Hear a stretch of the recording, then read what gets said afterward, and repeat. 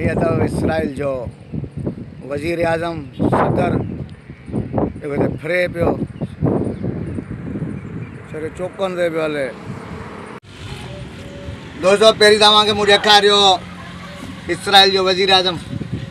हाणे हिन इसराइल जो वज़ीर आज़म सदर जी माउ जेका आई आहे, हाणे ॿुधां न अहिड़े बेग़रत खे जनम ॾियण खां ईअं चङी हुई तूं सदर जेको इसराइल जो कंहिं न कम जो निभागो मुसलमान जो दुश्मन मुसलमान खे ॾाढो अज़ियत पूरे फ़लस्तीन में मस्जिद अक्सा ते हमला पर ऐं असांजे मुसलमान मुल्क आहिनि माशाअल्लाह 60 खां 65 मुल्क आहिनि मुसलमाननि जा, पर उन्हनि मां कंहिं मुसलमान मुल्क में एतिरी ज़रूरत कोन्हे जो इसराइल जे 50 लख माण्हू सां हिननि जी फ़ौज सां हिननि सां विड़ी सघे।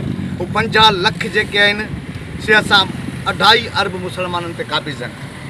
और उहो मुसलमान सचाई करे उहो परे खां थुकूं उछलनि तॾहिं बि इसराइल तबाह थी वेंदो हलियो। छा करियूं असांजा जेके आहिनि सऊदी अरब असांजो वॾे में वॾो मुल्क, हुते जेको आहे सो अयाशियूं लॻियूं पियूं आहिनि, पर मुसलमाननि जे लाइ कंहिंजे कन में सुई बि कोन थी चुरे, जूं बि कोन थी चुरे। पर आउं सोचां थो त छा थींदो इन इसराइल में असांजे मुसलमान फ़लस्तीन सां कहिड़ो ज़ुल्म करे रहिया आहिनि इसराइली लानती। ऐं हुन इसराइल जे सदर जी वज़ीर जी माउ जेका हेठि लानती खे छो ॾियई, इन खां ईअं चङी फंडी फंडी पई फिरी आहे।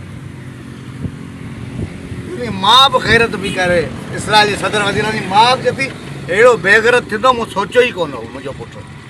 बसि छा करियूं मुसलमाननि जो दुश्मन थी पियो आहे पुटु, हिनखे ख़ुदा पुछड़ो कंदो ऐं मुसलमाननि खे गुज़ारिश कंदसि पर वॾा वॾा मुल्क आहिनि, सुजाग थियो फ़लस्तीन जो साथ ॾियो।